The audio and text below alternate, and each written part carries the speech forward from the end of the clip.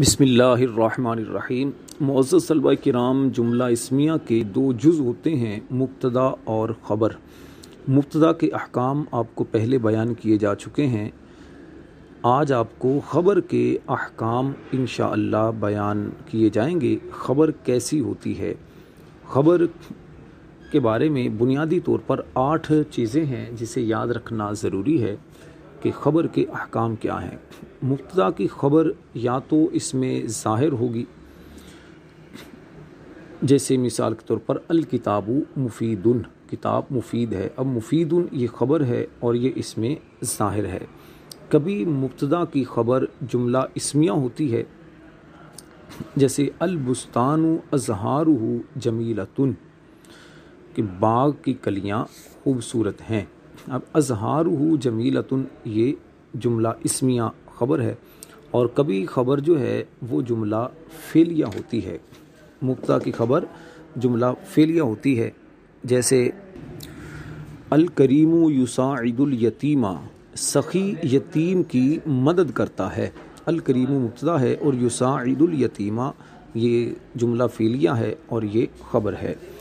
کبھی خبر جو ہے یہ مصدر مؤول ہوتی ہے، جیسے الخیر ان تصدق، ان تصدق، ان تصدق یہ مصدر مؤول ہے۔ مصدر مؤول کی تعریف یہ ہے کہ فعل مضارع سے پہلے ان لگانے سے وہ مصدر مؤول ہو جاتا ہے، یعنی حقیقتاً مصدر نہیں ہوتا لیکن مصدر کی تعویل میں ہو جاتا ہے۔ اس کا معنی ہوتا ہے کہ یعنی ان تصدق تیرا صدقہ کرنا، الخیر بہتر ہے ان تصدق تیرا صدقہ کرنا۔ اچھا جی، اس کے بعد کبھی خبر جو ہے وہ ظرف ہوتی ہے، جیسے الطفل فی المسجد، بچہ مسجد میں ہے۔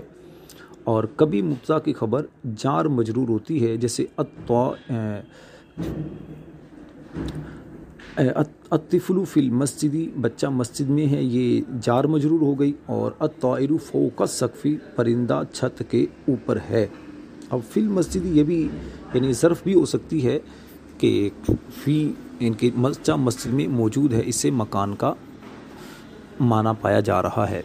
اچھا، ایک بات ایسے نشین رکھ لیں کہ جب خبر جو ہے ظرف یا جار مجرور ہو تو اس سے پہلے یعنی خبر سے پہلے فعل یا شبہ فعل میں سے کسی کا ہونا یہ ضروری ہے۔ فعل تو آپ سمجھتے ہیں فعل ماضی ہے یا فعل مضارع ہے، اور شبہ فعل کا مطلب یہ ہے یعنی اس میں فاعل، اس میں مفعول، صفت مشبہ، اس میں تفضیل اور مصدر۔ شبہ فعل کہنے کی وجہ یہ ہوتی ہے کہ یہ فعل کی طرح عمل کرتے ہیں، یعنی یہ ہیں تو اسماء لیکن فعل کی طرح عمل کرتے ہیں۔ جس طرح فعل وہ فاعل کو چاہتا ہے، فاعل کو رفع دیتا ہے اور عمل کرتا ہے فعل، اسی طرح یہ جو شبہ فعل ہیں اس میں فاعل، اس میں مفعول، صفت مشبہ، اس میں تفضیل، مصدر وغیرہ، یہ فعل کی طرح عمل کرتے ہیں، اسی وجہ سے انہیں شبہ فعل کہتے ہیں۔ اگر فعل یا شبہ فعل کلام میں موجود ہوں تو پھر اس کو ظرف لغو کہتے ہیں، جیسے مثال ہے زید جالس علی الکرسی۔ اب دیکھیے یعنی زید کرسی پر بیٹھا ہے، علی الکرسی یہ خبر ہے۔ اب اس سے پہلے جالسن اس میں فاعل یعنی شبہ فعل موجود ہے، تو اب اس کو کہیں گے ظرف لغو۔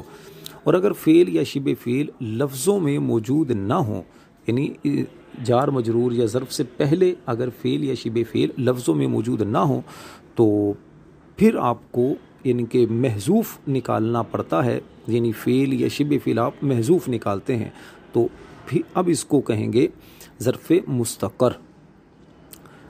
اور ظرف جار اور مجرور، ظرف جار اور مجرور اس کے متعلق ہو جاتے ہیں تو ان کو پھر ظرف مستقر کہتے ہیں، جیسے فی الغرفتی طالبن۔ اب فی الغرفتی یہ فی الغرفتی جیسے ہے، اب اس سے پہلے دیکھیے یہ خبر ہے، طالبن یہ مبتدا ہے، مبتدا مؤخر ہے۔ اب اس میں دیکھیے کہ فی الغرفتی اس سے پہلے خبر کیا کہتے ہیں، فعل یا شبہ فعل موجود نہیں ہے لفظوں میں، تب آپ اس کو نکالیں گے۔ تو جب آپ محذوف آپ نکالتے ہیں تو پھر اس کو کہتے ہیں ظرف مستقر۔